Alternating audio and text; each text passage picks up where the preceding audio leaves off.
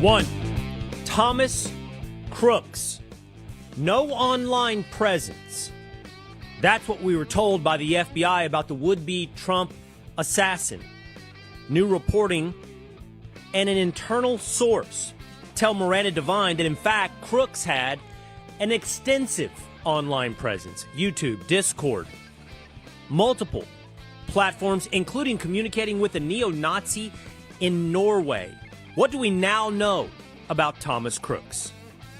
2, Militia, jump in. We dive deep on the question no one's been able to answer. Whatever happened to the guy that tried to kill Donald Trump? 3, Congressman Mark Harris on the ICE crackdown in Charlotte, North Carolina. The day that ICE cracks down, 15% of students don't show up to school.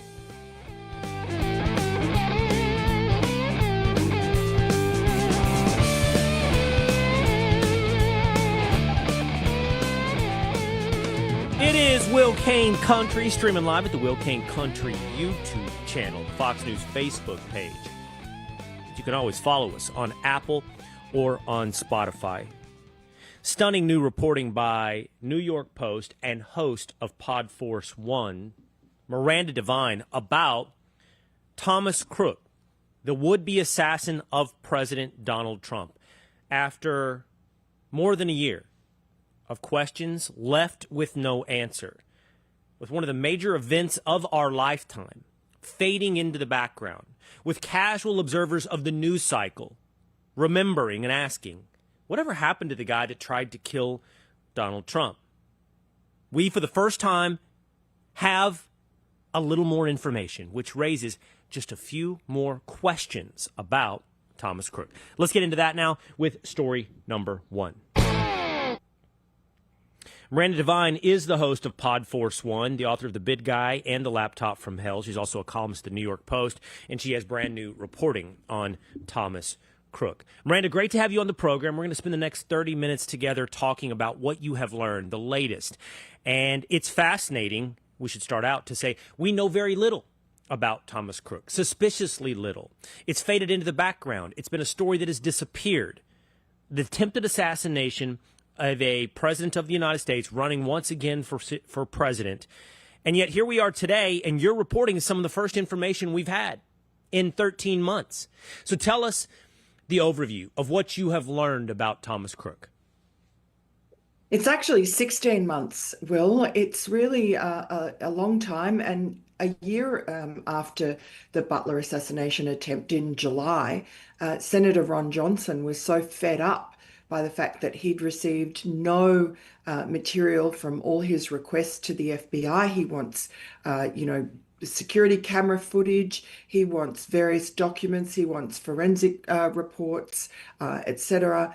Clay Higgins is another congressman who's been asking for questions. Why was the body cremated so quickly? Why was the roof hosed down? None of those answers have been forthcoming. And we would have thought that when Donald Trump came in and he installed his own FBI director that things would change, but it's still been stonewalling. That's the word that Senator Ron Johnson has used. He was very upset that he had to subpoena Kash Patel to try and get this information. So I do not understand why the Trump FBI is just as closed off as the Biden one. And when I got this new tranche of information from a source which had the basically digital footprint that was available of Thomas Crooks, this 20-year-old would-be assassin, I went to the FBI and asked them various questions, including, I think, the most important one, which is, did you have a file on Thomas Crooks before Butler? Had you interviewed him? Had anyone from the FBI had any interaction with him? Did you get any complaints about him, etc.? And all I got back was 2 words: no comment. And I just don't think that's really good enough. I mean, it's one thing to blow off a journalist, but blowing off a senator who has the authority to do oversight of the FBI, which gets billions of dollars of taxpayer money and which has frankly, a very bad track record. If you just look just recently at Russiagate, the FBI involvement in that, and something I was intimately involved in, the cover-up of Biden family influence peddling. Let's come back to stonewalling in a minute. Let's start at the beginning with lies. The first thing that we were told, what we were told very early on about Thomas Crooks, is that he had virtually no online footprint, no social media presence, that we can't find any motivation on Thomas Crook. We can't find any political ideology because he left no digital footprint behind. Your reporting, your source suggests that is entirely untrue. That is a lie. Thomas Crooks was all over the internet. Tell us what you learned. Well, to be fair, the FBI, Christopher Wray and his deputy, a guy called Paul Abate, both testified to Congress within the first 2 weeks after the Butler event. And what Abate said was not exactly a lie. It was more misleading by omission. He did say they had found social media information. He said over 700 comments. I'm assuming that's from the YouTube, which has something like 700 comments. But what Paul Abate did that was misleading was he described Thomas Crooks and his sort of violent rhetoric and sort of ideological rhetoric in the period when he was very rapidly pro-Trump. But something changed with Thomas Crooks in January of 2020 when he became rapidly anti-Trump. It was in a very short period that he was posting like slavishly pro-Trump comments to really antagonistic comments, which then escalated by August of 2020 and this anti-Trump jag that he was on to making or talking about terrorist attacks and this is the only way to stop the government and assassinating political leaders and military leaders. So after his most violent rhetoric in August of 2020, he just went dark.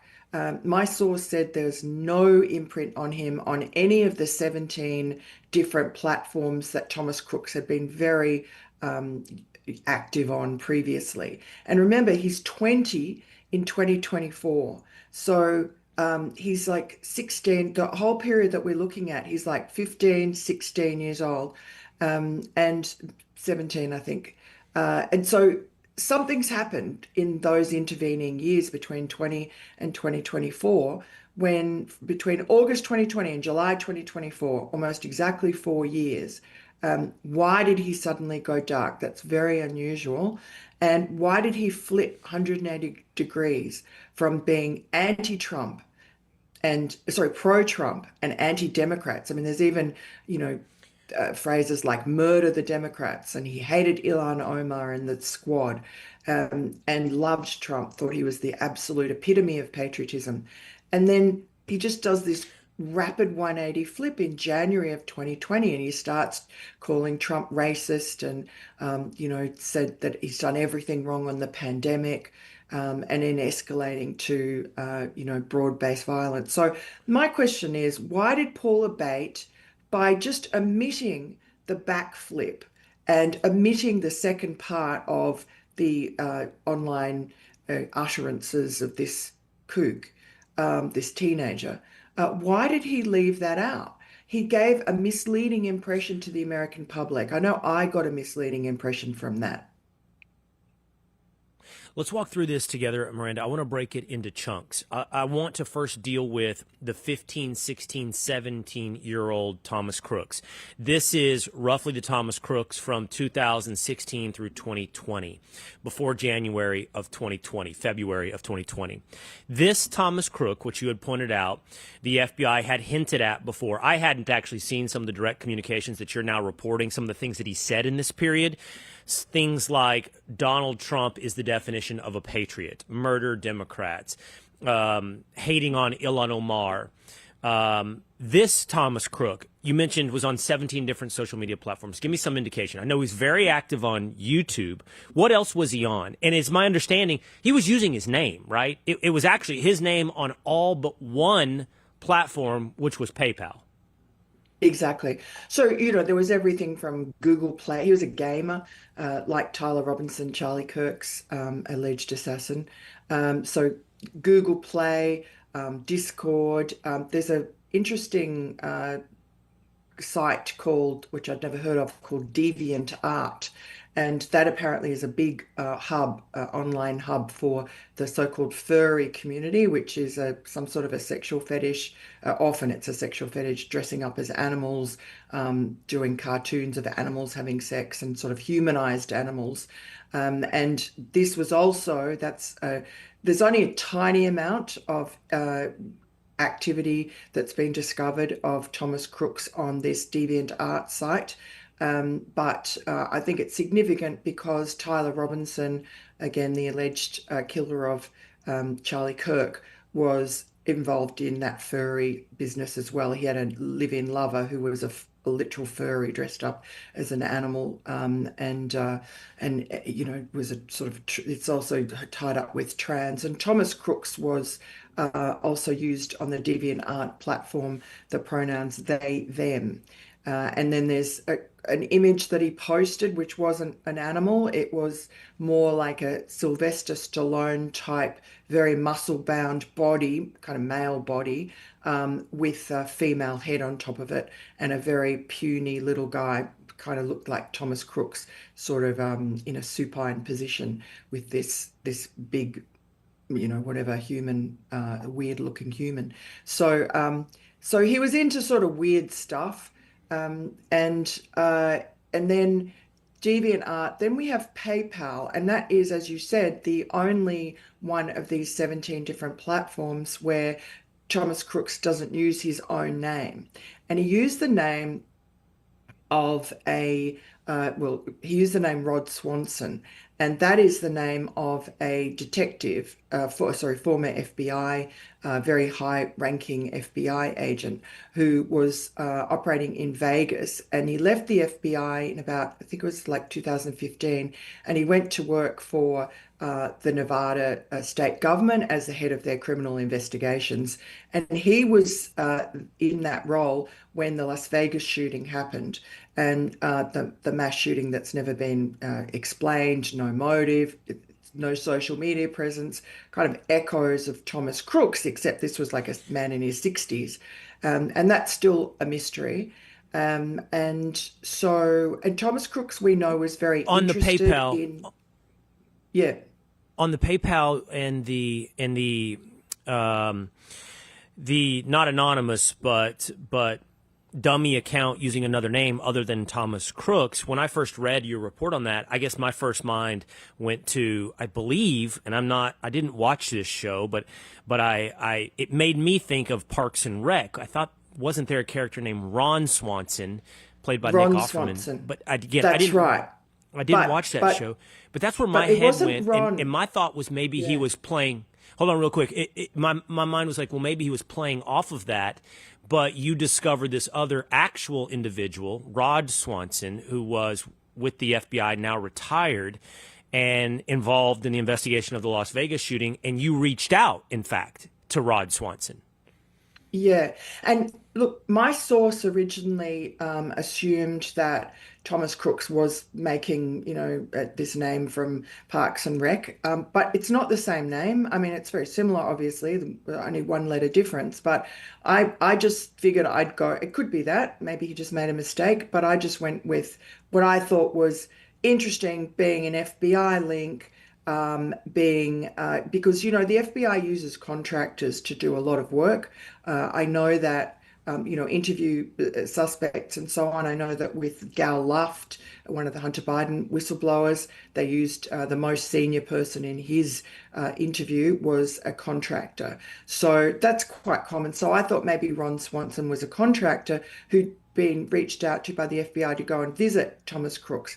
But that's not the case. He seems like a really legitimate, good guy. And he was genuinely flabbergasted when I contacted him, said didn't know anything about Thomas Crooks, had nothing to do with it, doesn't have a PayPal account, doesn't even know how to open a PayPal account. And then he went on to tell me some other interesting things. just from his great experience as an FBI agent, senior supervisory agent. He was also like involved peripherally with the Las Vegas shooting investigation. He said there is no way with a digital footprint like I've described of Thomas Crooks that the FBI would not have been aware of him. And he said someone would have knocked on his door and somebody in a senior role would have made a decision about what to do then. Do you, you know, he didn't talk about Real this, but quick, other Miranda, FBI people, yeah. that's a little surprising to me, but I hear you repeating this from an FBI investigator. So what would have triggered a knock on the door from the FBI? Typing murder Democrats into YouTube, talking negatively about Ilhan Omar? I guess the reason that I asked that is it seems like to me, you and I are both on X, we're on multiple social media platforms. That type of language, while extreme, isn't extremely rare. So the FBI is knocking on the doors of everyone that talks the way that I do think that Thomas Crook made himself stand out in that time frame. But again, he's still like a 16 or 17-year-old boy, maybe an 18-year-old boy, and he's talking like this. And we are to presume the FBI is knocking on the door of everyone that talks like that on the internet? Well, there are several replies, or at least two that come to mind that my source showed me, where people online have been so kind of horrified by his violent threats that they have said they've mentioned and tagged the FBI and said, "Oh, good thing that you're out in the open, so it makes it easier for the authorities to see you." And they do, and they use AI now, but they do monitor online chats just for these kinds of, like he wasn't just being like nasty and aggressive and like we see on X. This was specific threats, naming people, murder the Democrats, talking about AR-15s, talking about assassination. Um, anyway, I mean, the FBI, this guy Rod Swanson, and other FBI serving agents and former have also said that it's just this guy would have been on the FBI radar. Now, someone else have said to me, well, the Secret Service has said that if in 2020, August 2020, when Thomas Crooks's most violent rhetoric occurred, um, John Trump was president, so it's the Secret Service would be the first port of protect, then get passed on to the FBI, and they would work jointly together, or the FBI would take on the investigation. And there's something else, which is that the FBI has, been looking at domestic terrorism for a long time. And you people have told me that the demand outstrips supply. So they're always looking for characters like this. Apparently, teenage boys during COVID, there was sort of an upsurge of them spouting off online, and it came to the FBI attention. And so I think it's hard to believe that the FBI wasn't aware. And the other element of this is that in 2020, Thomas Crooks was talking to a guy, a Norwegian neo-Nazi, who used the name Willie Teppers, which I don't believe is his real name, but that's how he communicated with Thomas Crooks. And he was also used violent rhetoric, talked about the only way to achieve change is through the barrel of a gun, and he was encouraging Thomas Crooks in his violence, and Thomas Crooks took up some of his phraseology, like the Maoist term "barrel of the gun." So now Willie Teppers, the group that he belonged to, has been designated by the State Department as a terrorist organization. Now, that didn't happen until June 2024, a month before the Butler assassination attempt. Willie Teppers, my sources also found some more recent comments by Willie Teppers online from October of this year. He's still active, and he claimed, Willie Teppers, that he had been contacted by both Russian and US intelligence. So whatever is the case with this guy, it's also inconceivable, I've been told by people in the know, that the CIA wasn't aware of this neo-Nazi Norwegian group that has been designated as a terrorist organization and should have passed on to the FBI any interactions between Tepes and an American citizen being Thomas Crooks. So it all points towards let me that. just catalog. Yeah. Let me just catalog where we are. Okay, so from 16 to 17, 16 to 20, the years of 16 to 20, is that roughly the same ages? Crooks is, it's like, Crooks No, is he's roughly 20 during in that time, he is, 2024. He's 20 in 2024. he's 20 in 2024. So he's 16 really, in honestly, 20. when he's 14, 15, yeah, so he's like 14, 15, 16 years old. He's doing a lot of this on the internet. He's deviant art. He's furry stuff. He's hating Democrats. He's commenting on YouTube. He's talking positively about President Trump. In 2020, roughly February, and then February of 2020. January of 2020. January, he switches. And all of a sudden now he's super negative towards Donald Trump. He's negative towards the way he handles COVID. He seems to be negative, I think, on immigration, you said as well. He's negative on Trump supporters, calling them stupid and brainwashed and sheep.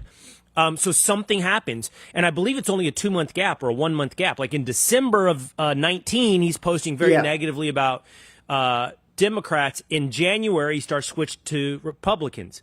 Now, one could argue maybe he was radicalized by January 6th. We have to put that in there. That was an event in that time frame. No, maybe that happened in 20. Go ahead. That happened in 21, January 6th. Am I off? Am I off? So is that 21? Yeah. I'm off. Yeah. And so January. Yeah, you're right. So January of 2020 is when COVID starts circulating, but nothing gets shut down until March of 2020. Yes. So I'm not sure that he's, initially we were, when I was talking to my source, we were surmising that he was radicalized by the lockdown, but that didn't happen till March.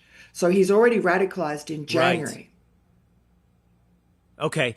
And then, so now I'm going to keep the timeline moving forward, and I'm cognizant of your time. You're doing a lot of media today on this story. By August of 2020, now he's made contact with Willie Telles, this guy you just told us about, Norwegian, connected, I believe, to neo-Nazi groups, right, in Europe, which are designated by the CIA later as a terrorist group, a foreign terrorist group. And what is the extent of his communication with Telles? So Crooks is just chatting to Tepes about I've got the stuff. It's sort of just, kind of rhetoric like, change is only possible through the barrel of a gun, quoting Mao, that sort of thing, just, I don't know, generic revolutionary talk. Can't remember, I'd have to look it up, but, I put some of it in the column, but it's sort of like that kind of violent rhetoric about being a revolutionary, changing society with violence. And Crooks seems to echo that. We only have like a few interactions between Tepes and that we've seen between Tepes and Crooks, but it just coincided with that period when he really escalated his violent rhetoric and, absent. And your point is, at some point, he would have been on the FBI's radar, and this only enhances that probability that he would have been on somebody's radar, Crooks, at this point. And then, boom, he goes dark, completely dark, which is super odd, by the way, he would have been, now how old is he, 17? Something like that? Yeah, like 17, 18, 19, yeah. So that's really odd, right, Miranda, in and of itself, that a 17, 18-year-old goes odd on social media, especially after being active in his earlier teenage years. And then all these communications lead up, and that happens at the same time. The probabilities that he would have been on the radar of federal authorities, it's just all super odd. And then we have this dark period until he attempts to assassinate President Trump, and we're told afterwards, basically, no, he's not been on the radar, or you're getting no comment. And that leads us to where we are today. It just doesn't add up. And I think the big question is kind of where you started, and I want to go to it at the end. If we were dealing with a Biden DOJ and a Biden FBI, the answers would be much easier. You would say, well, They don't want him. They don't want people to know that he switched to the left. They don't want people to know that he had these new motivations, whatever it may be, because it looks bad for Democrats, right? But that's not what we're dealing with. We're now dealing with a Trump DOJ and a Trump FBI, and we're now dealing with Kash Patel. And from what I hear from you, you're getting similar stonewalling and similar no comments that spans essentially 2 administrations. Yes, and that it's not just me, it's also Senator Ron Johnson, who is Right. frustrated. And, Tucker Carlson has had the same stonewalling. He has the same sources I do. He's probably done an episode last week on this. And, frankly, Christopher Wray testified a week after Butler that they had no record of Crooks on their system. He'd done a search of the files, no name comes up.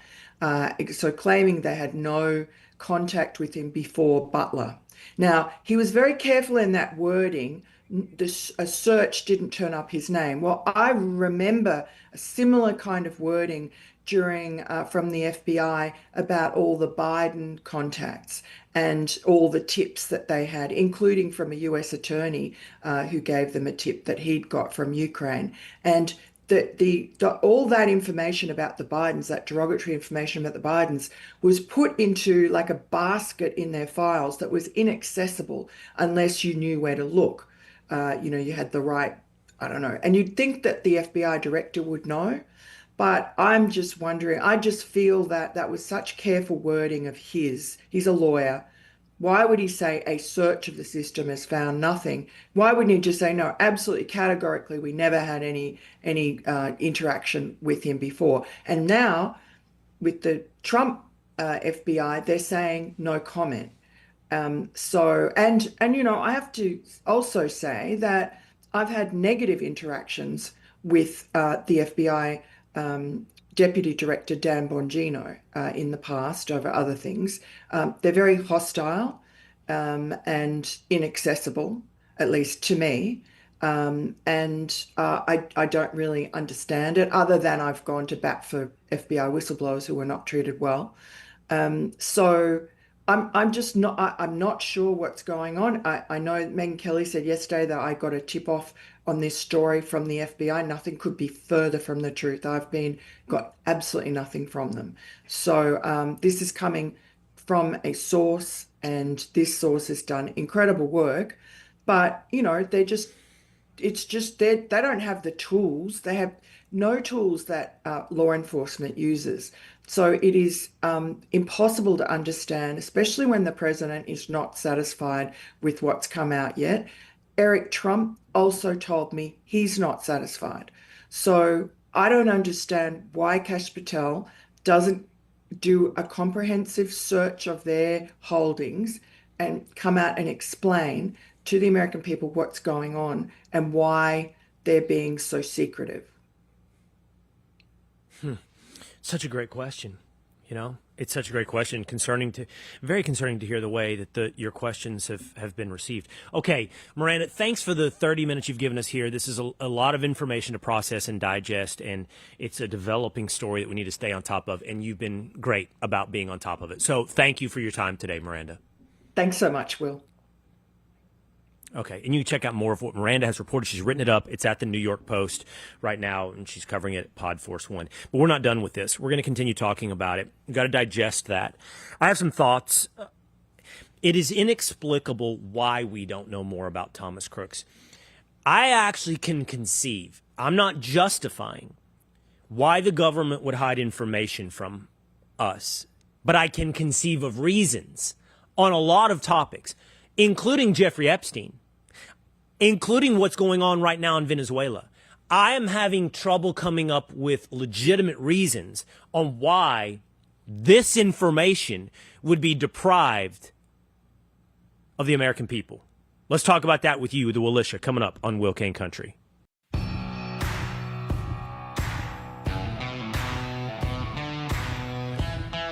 Why? Why are we not getting the truth on Thomas Crooks? It is Will Cain Country, streaming live at the Will Cain Country YouTube channel. the Fox News Facebook page. You should follow us at Spotify or on Apple. I want to share with you some of the direct reporting from Miranda Devine, some of what we just went over just now. Let's talk about Thomas Crooks' political 180. Devine writes, Crooks' trajectory. I got it. Yeah, it's hard back to back. Crooks' trajectory. Try it. Say it fast. Crooks' trajectory. From pro to anti-Trump is evident. He referred to Trump as the literal definition of patriotism at 1:17 a.m. on July 20th of 2019. He also issued several targeted threats against Democratic congressional representatives in the squad. Quote, I hope a quick and painful death to all the deplorable immigrants and anti-Trump congresswomen who don't deserve anything this country has given them. He wrote that at 8:18 a.m. on July 20th of 2019. I'm just thinking, he didn't get a lot of sleep that night. He went to bed angry and got up angry. Went to bed after 1:17 a.m. and got up by 8:18 and went right back to posting anger on the internet. He wrote, Murder the Democrats on December 12th of 2019. Now, I don't know if that gets you flagged by the FBI, all of that, but Miranda Devine makes the argument that other FBI agents have said, looking at the stuff he's posted, he for sure would have got a door knock by the FBI. He would have been on their radar. But like a month later, Miranda writes, in early 2020, Crooks' online behavior flipped 180 degrees, and he became very critical of Trump. Fox News and Republican complaints.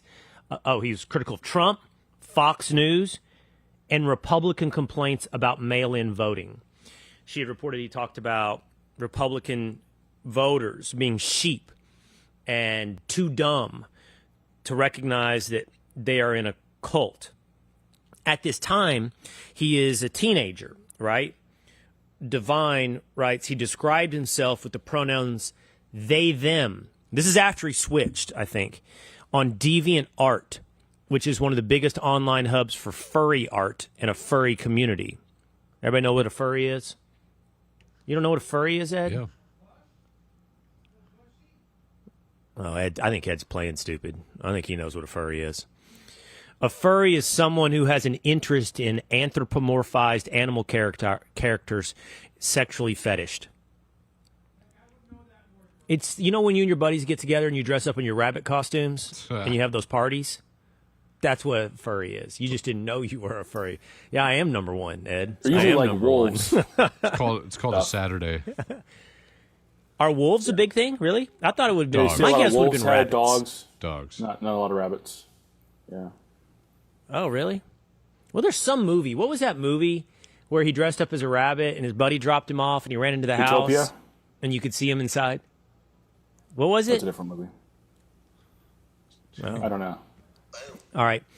She writes, 2 accounts linked to Crooks' primary email were found at DeviantArt under their usernames Epic Microwave and The Pick Microwave. The account suggests he had an obsession with scantily clad cartoon characters sporting muscle-bound male bodies and female heads. All right. Like a brony? Look, he's into some weird stuff. But I mean, but also another example of violent they, them. That's what we're dealing with here. Another example of that. But then this flip in his politics, right? Super odd. Okay. He starts posting, by the way, here's a picture, if anybody's watching. This is him with a gun in his room. I don't know if this is from a screenshot from a video. I have the B-roll. What's going on? He's got a video. Marvel. Oh, it's got a video. Let's see what he's doing. He's no sound. Wow. Nice work, Dan. This is from the New York Post. Oh, this is New York Post. Yeah. Well, it's all blurred out. Why do we blur things out? What did they blur out? It's triggering. Now I'm super curious. Oh, it's the gun. It's the gun. Probably the You gun. can't see the gun? Yeah. Got a Marvel poster in the background. And he's taking a shooting stance with his gun. You can see it in the image here, unblurred. Yeah, unblurred there. And then there's this, which is the weirdest part, okay? So she talked about it. This is under the heading, Pals with Neo-Nazis. So this is after he switches and he starts, I think, timeline. He starts doing the I hate Trump stuff now. He goes the other way. And one of the people Crooks interacted with online is a man named Willie Tepes, or under the name Willie Tepes. He's a member of a Norwegian neo-Nazi group, the Nordic Resistance Movement, which has been designated a terrorist organization by the State Department. Tepes encouraged violence and Crooks' extremism, using a Maoist phrase. Political power comes from the barrel of a gun, which Crooks then repeated several times. Then he goes dark. Dark for years until he attempts to assassinate President Trump. Okay. Here's what I want to say about this. There's a lot of things, I'm sure, and I'm not at the heights of power in government, nor have I ever been, that the American public will be deprived of the truth, deprived of information on. You know that, I know that. History's replete with it.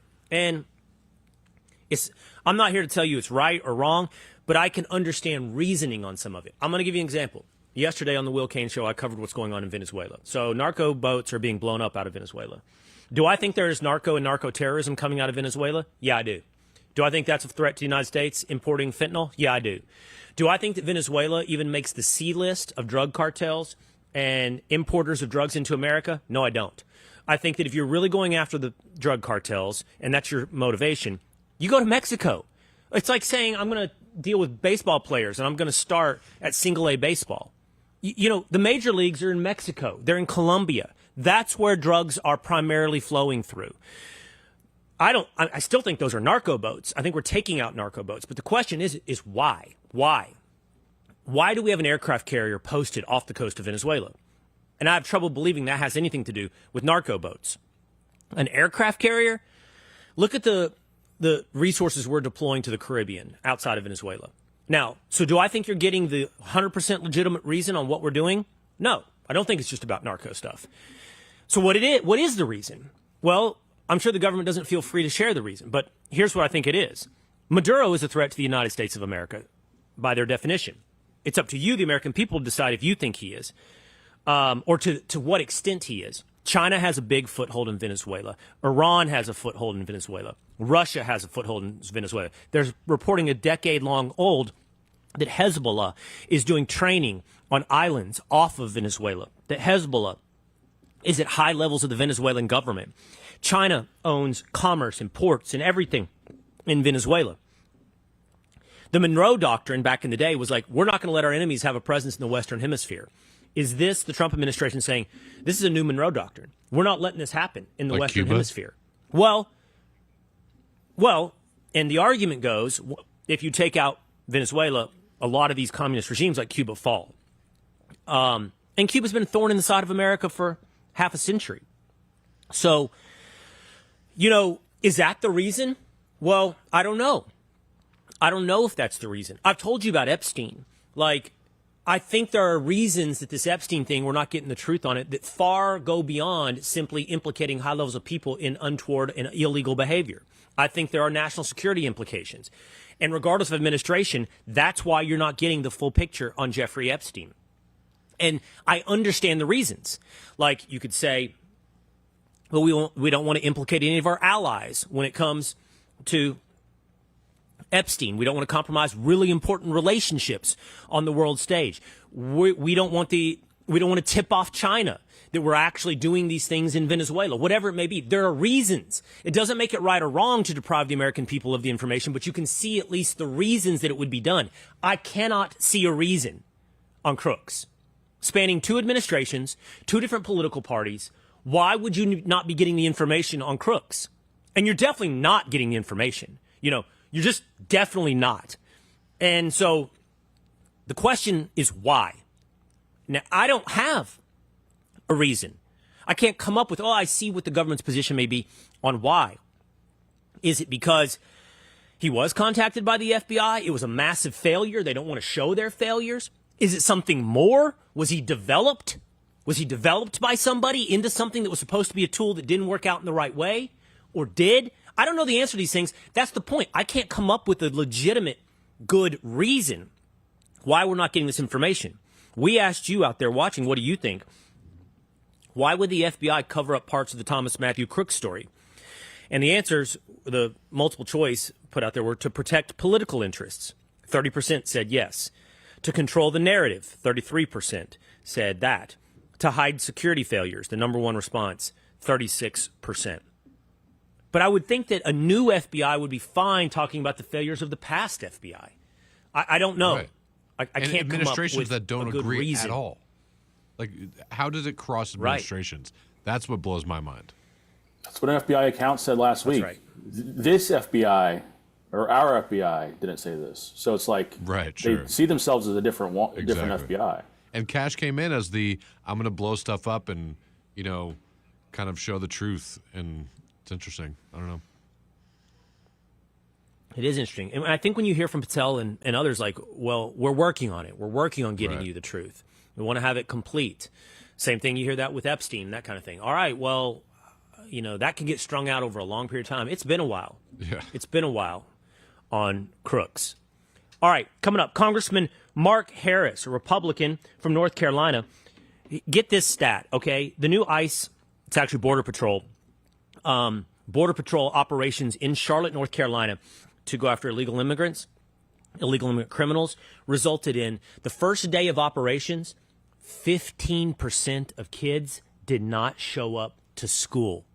What does that tell you about illegal immigrant populations in the United States? Coming up with Congressman Mark Harris on Will Cain Country.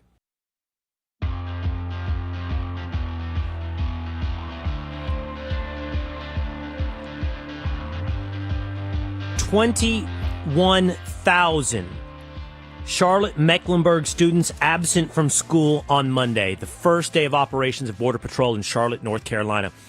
It is Will Cain Country, streaming live at the Will Cain Country YouTube channel, the Fox News Facebook page, and you can follow us on Spotify or on Apple. Congressman Mark Harris of North Carolina's 8th Congressional District joins us now. Congressman, glad to have you on the program. Hey, Will, it's great to be with you. Thank you for having me today. I'm excited to talk. I want to talk to you about Charlotte, but I've got this conversation going because it's in the news cycle about Thomas Crooks, and Miranda Devine was on the show. I'd love to ask you two questions to the extent that you know as a public office holder. One, how much of the FBI is turned over when a new administration comes in? Like, is it just the top leadership, or is it? This is actually from a viewer who is watching right now, a listener, was curious about that because we're talking about the oddity of spanning administrations and not having new information on Crooks. How much is it a new FBI, actually? Is it? We know Bongino and Patel, and I'm sure they've made other changes, but, the FBI is a behemoth. What are we talking about that has actually changed from administration to administration? Well, that's a great question, Will. It's my understanding that really it's particularly the top brass, if you will, the upper echelons of these departments that have changeover when an administration changes. As we've seen, there have been some of the career folks through the years that have been there, and I think oftentimes when we talk about the deep state, it's just like any other department that we've got where you may have people down at various levels that are not changed over. And it takes, I think, that's something that when Kash Patel took over the realm of FBI, that became sort of a priority, that he makes sure that we have an FBI that we can have confidence in and that they understand the priorities of this administration. And the second question I wanted to ask you is it's really open because I asked this, is why? Why are we deprived on this particular story, Thomas Crooks, right? That we have so little information outside of now a source that is given reporting to Tucker Carlson and to Miranda Devine at the New York Post. Why are we not getting more information in a case that has spanned two administrations? Well, I think that your viewers, I thought I was listening in your last segment when you mentioned the poll that was done, and they seemed, kind of split over a third, and a third of those various reasons.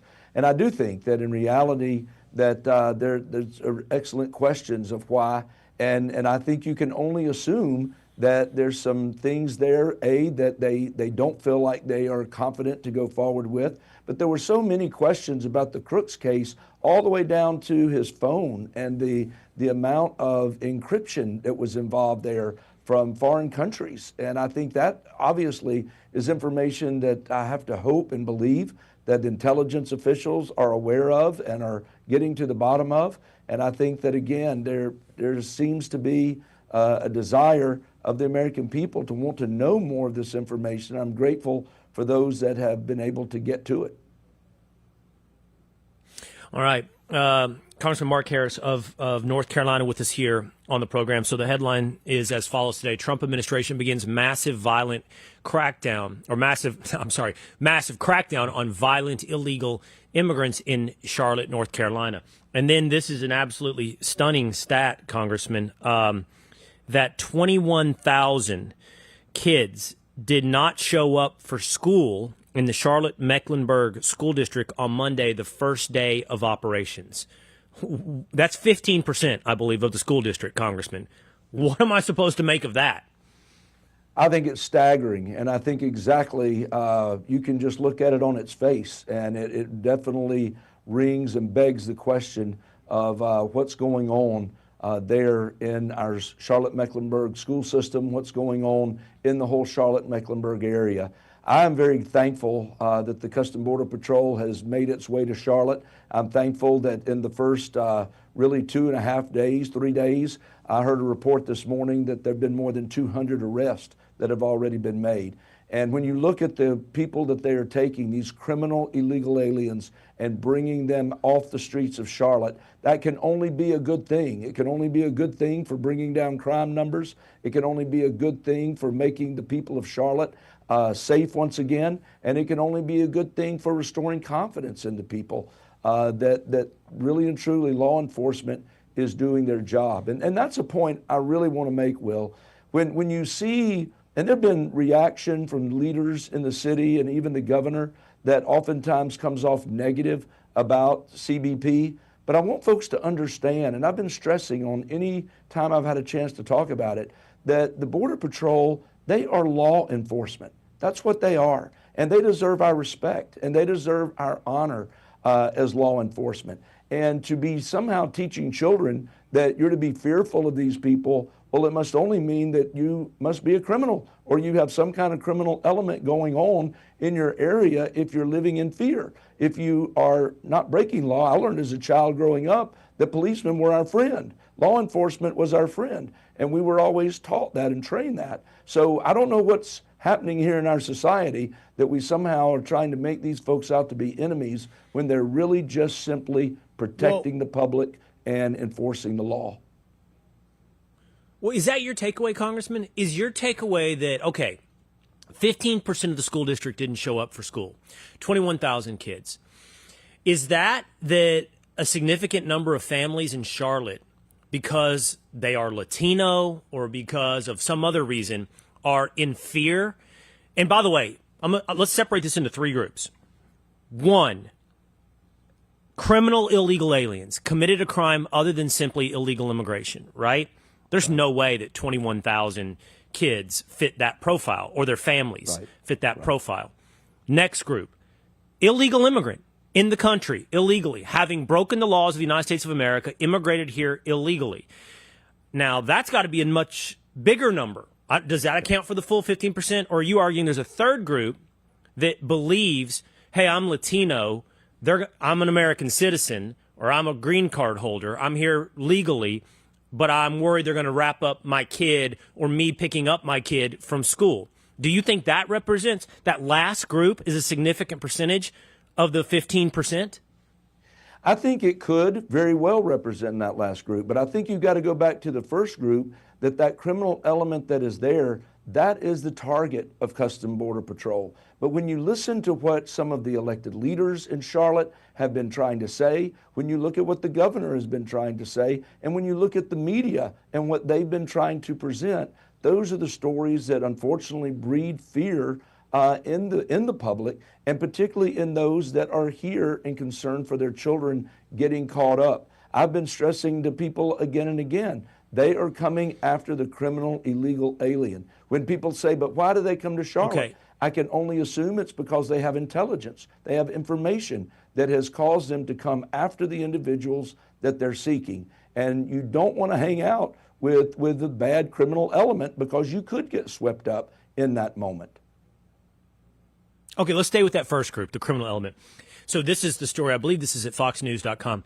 Human trafficking soars in Blue City. It's a reference to Charlotte. As gangs, highways fuel perfect storm of child exploitation, say the experts. According to data, I believe that Charlotte comes in at 9th in the country in terms of child human trafficking or human trafficking in general. And the article suggests that's because of your highway system, a huge intersection going, Charlotte's a bit of a hub point across the South of a lot of in and out highway systems. So is that something that you as a congressman, Charlotte has a problem with this, that number one, that criminal element, human trafficking, illegal stuff going on in your community? That's exactly right, and it is. And people want to talk about why it's the case. The fact that we have 77 and 85 going there, and just a little to the east, Interstate 95 running up and down the East Coast. I get all that, but the fact that that's a reason we may have that problem, the problem still exists. And that's why we needed the Customs Border Patrol, and they chose to come to Charlotte, again, following intelligence, following information that they had in order to come and take some of these bad guys off the street. That's what we're looking for. That's what Charlotte needs. And I think the citizens overall in Charlotte are going to be grateful. It's a great city. It's got an incredible number of events, sporting events that happen there. Bowl games are going to be coming up very soon. The Panthers play there. And it's got a great theater. It's got great restaurants. Wow. We want everybody in the surrounding area to feel like they can come to Charlotte and they can be safe. I don't know if I would bring the Panthers up on your selling point. I get it, everything we won else. Sunday, buddy. We won Sunday. Just remember, we beat the Falcons. Okay. Yes. Congratulations to the Panthers on their victory over the Falcons. No. Okay. Here's the thing, Congressman. Okay. Take the human trafficking. Take what's going on in Charlotte. Take the criminal element. My suspicion is that you have almost 100%. We could put the over-under at 75% of approval rating for ICE and Border Patrol deportations of the criminal element of illegal immigrants in the country. Okay? I'm just guessing on the polling right now. All right? Okay. The third group, which we set aside, which may be living in fear inappropriately because of media malpractice and hype. American citizens or permanent residents who are like, oh, my God, I don't want to get swept up in some raid. I think that is that group needs to be set aside as well, because I do think that's a product of irresponsible conversation. But I think a responsible conversation, the one that is not being had, is the second group. Okay, it's the middle group. And that is the illegal immigrants in this country who are here illegally, having not committed any other crime but being here illegally. Now, I don't know where the polling is. I've seen something from 40 to 60% of people support the deportation of that group of people in America. But polling is important only insofar as it's politics. How that impacts your race, how it impacts the midterms, how it impacts President Trump. But I do know this. It is a democratically elected law to deport, to enforce the law on illegal immigration. That reflects popular will. We voted, and y'all voted on deporting illegal immigrants, irrespective of their criminal records. Correct.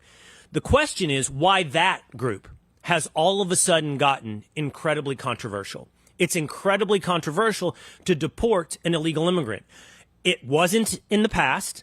It wasn't in the 80s. Cheech and Chong made movies about La Migra coming to get them. We knew about raids in the 80s and the 90s if you were employing illegal immigrants. But somewhere recently, this has shifted, and this has become a thing that matters in polling and not in the enforcement of law. And I'm really fascinated by that. I understand that you have to factor it in on your next race, polling. But shouldn't we be enforcing the laws? If it's really unpopular, maybe we vote in new laws that we don't deport illegal immigrants. Well, you're exactly right, Will. And we do need to have that conversation. And that conversation, I think, we have continued to say is going to take place. And I think we've got to look at how we're going to deal with immigration and even those that are here illegally. But make it clear, President Trump ran saying that he was going to secure the border. And then he has done that in a phenomenal way. Second step, after the border is secure, we've got to remove the criminal element out of this country. And that is what is given priority. It's the reason we made and increased the number of ICE agents significantly in the One Big Beautiful Bill that we passed. We wanted to be able to take care of that criminal element, the gangs, to get those people out of the United States of America. And once we feel like that we have accomplished step one of getting that border secure and that we are getting that criminal element out, I do believe there will be more and more conversations on what we're able to do moving forward. I just think it's important for folks to understand the president ran on establishing law and order in our cities. There's no debating that in many of our cities like Charlotte, we have got a number of illegal immigrants that are there. And we have that criminal element that is obviously there that they've been arresting here over the last few days. And I think it's just going to be a matter of time before we continue to have those conversations. But that's the reason Secretary Noem made it very clear in the opening days of this administration. And it's led to a couple million self-deporting in saying, we want you to go on your own. Offered them $1,000, offered them a free flight home, and then they could go through the process of applying so they could come back in. Listen, I've been a pastor for 36 years. I've told folks I can't imagine a more biblical approach than doing exactly what Secretary Noem has done when she made that announcement, and what this administration has tried to do to give folks a chance to self-deport, get things in order, and come back in legally. We've got to continue to keep that message consistent as we go forward. Right. Two more questions really quickly on this, Congressman. You being a pastor, so that second group, deporting illegal immigrants, not criminal. The language is always such a mess because it is criminal to be an illegal alien in the United States, but not a crime beyond illegal immigration. That seems to be the one that has inspired all the Catholic bishops, in America, to put out their video, which they did over the last weekend, denouncing ICE deportations. I'm curious what you think about that. The Catholic bishops basically coming out together and denouncing the deportation of illegal immigrants. Well, obviously, I disagree with that because I believe that we've got to be a nation of law and order. And that means that we've got to be a nation that has borders. And if we're not going to respect our law and order, to your point they made earlier, change the laws if you want to change the laws. We're not to that point yet. But I think that we've got to recognize that if we're not a nation of law and order, and I think biblically that is very clear. And so I disagree with that decision by the bishops to push in that direction. And I believe that we need to take the more biblical approach, and that is, let's get ourselves established where we need to be, and then let's begin to help folks come here legally the way it was intended to do with immigration, legal immigration. Well, that's what we've got to continue to emphasize. That's a whole nother ball of wax. That's a whole nother conversation. How much is appropriate? But one more last question, and I ask you this in your role as a congressman, perhaps in your conversations with Secretary Noem. Do you have any idea what ICE and Border Patrol deportations are as they break down in those three groups? You see, to be fair, the Trump administration and Republicans only talk about group number one, the criminals, okay? The left and TikTok, I know this. I live in Texas. They talk about the third group. They have you believe American citizens or permanent residents are being wrapped up in this type of thing unjustly and sent off to El Salvador. That's their narrative. And then there's that second group. Do you have any idea how it breaks down? What percentage fit into each bucket? No, I don't know how that breaks down, but I think that's an incredible question, and I would love to ask that question. I would guess to venture a guess that it really and truly it is that first group, that criminal element, that is at the top of the heap. Those are the ones that are being deported. I do not hear, in my district, at least in North Carolina, I do not hear of many cases at all. In fact, I talked to a friend of mine that was in Chicago, and there was so much false narrative that was being shared through the media that a Hispanic pastor pointed out and made clear that this whole thing that folks were showing up at churches and they were busting into worship services, this Hispanic pastor who had a very strong network said that he checked with all the people in his network and there was not a single instance where that had occurred. Again, people just create a narrative and run with it. And so I would venture the guess that I would think that it would be a very small element. Certainly in North Carolina, they're just in that third group, for certain as the left is. And I would even imagine that that second group is a very small percentage, and that it's overwhelmingly those that have got a criminal record and criminal background that are actually being deported. Yeah. I think you're right on the third group. My suspicion is it's very low to 0 to 1% in that Agreed. Permanent or legal mistakes. But the second group I'm fascinated by. What percentage is it between just illegal immigrants and criminal illegals? And I'm going to stay on that. I'm going to find out the answer to that. You said it's a good question. Thank you. I'm going to stay on it. I think the American people deserve the facts on that. I think it's a great question, and I will raise it. I promise you that. Thank you. Let us know. If you find out the answer before we do, I hope you'll let us know, Congressman. Most All definitely. Right. What are you? Are you a Tar Heel? Are you Wolfpack? Are you not a North Carolina guy all the way through? Are you Duke? Listen, oh God. I got to tell you this.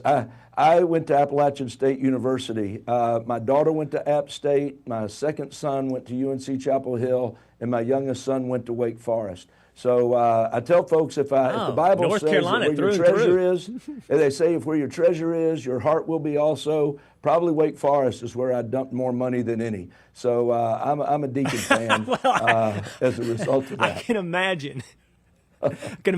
It's not cheap, Wake Forest. Which, by the way, I've been told Wake Forest, like Duke, is a little bit of a Northeastern school. A lot of Northeasterners at Wake Forest. And I've also been told this recently. Not quite like Duke, man. Not quite. Listen, if you try to compare any North Carolina school to Duke, you have just insulted us with a tremendous insult. Well, let me end with a compliment then. I heard recently, this was just in the last couple of days, a school that people are hot on, it's on the rise, is App State. I heard that recently. Hey, look at App State. It's a very popular new alternative people are talking about. Out of state. It really is. Beautiful mountains of North Carolina. You cannot beat Boone, North Carolina. When I was going there many moons ago, there were a lot of folks that came from Florida to those cold mountains in the winter, but there's nothing that can beat App State for sure. All right, Congressman, it's been a great conversation. Thank you for your time today. Thank you. It's been a pleasure to be with you, Will. All right, it's Congressman Mark Harris of North Carolina here with us on the Will Cain Show. Okay, I think that was an information-packed episode. We're going to do some more deep dives on both of these topics. Thomas Crooks. By the way, today at 4 o'clock on the Will Cain Show, make sure we're going to stay on Epstein as well. We got to find out. I'm sure the Congressman, prior to cast his vote, I think that was just a little bit earlier, they were hoping it would be unanimous on Epstein. We got more on Epstein, and we got to find the answers on this, some real truth, cut through the noise on illegal immigration and deportations. All right, we'll be back again tomorrow. Same time. What are you guys up on the screen for? Do you want to talk? No, I was just saying, I like you writing stuff down now. 2 days? It's interesting. What do you mean? Well, I'm listening? Thing? Yeah. Do you always do that, or is that a new No. thing? I like it. Yeah. Taking notes. No, I always do. No, thank you. Well, sometimes I'm smart. Well, Sometimes I'm... Don't you guys think that I want that information on those deportations? Yeah. I want that information. What? When I'm smart? Did you look it up, Ed? Well, I can't report what Ed says just off the top of his head. we'll let you go. Ed's one of these guys. I've got a group of people, real quick, I've got a group of people that tell me what they saw on TikTok. And, and by the way, it's often out of Chicago. Like, there's certain places in my life where I'll show up and be like, did you see that on TikTok where they got this guy? And it's a horrible story about deportation. And I'm like, dude, you got to get off TikTok. Jose, you could tell them to get off TikTok. You could tell them to come it's not in reliable. You really have to be you careful. You can see them over there. You have to be careful with stuff online now. What I'm getting I just saw you can't a story about how Secretary Hegseth and his wife have adopted a child, like a migrant child or something. Like it's AI is blowing up everywhere. So you got to be really careful with some of these stories. A migrant child? Something like that. It was something weird. Yeah. It was like, oh wow. And then I saw Can another I give one you a that was quick very example similar. of that? Yeah. Did I tell you this? This is like a month ago. my mom texted me, and she's like, "What's up with Joey Jones?" And I'm like, "What are you talking about?" no. Did I tell you guys this? I don't know. Yeah. I'm like, "I don't know what you're talking about." And she goes, "Him suing The View." And I'm like, Oh, yeah. I have no idea what you're talking about. Like, I don't know if he is. And she sent me some article, right, about that Joey Jones has sued The View for whatever, defamation or something. So I text Joey. I'm like, "Dude, are you suing The View?" And he's like, "No, man. There's an entire ecosystem of AI fake stories about me." To him, Joey's saying this. And he showed me. And it's not just that he's suing The View. There's like 10 different versions of stories, all fake about Joey. Like, and I don't know if that's one dude out there. It's like, I'm really going to AI up Joey or what that, I don't know what happened there, but he says, I get contacted all the time. And it's all over Facebook. He's like, I get contacted all the time about this or that. He's like, they're all fake. It's all AI fake stories out there. To your point, Patrick, you got to be so careful now. The long and short of all this diatribe, go ahead, 2 days.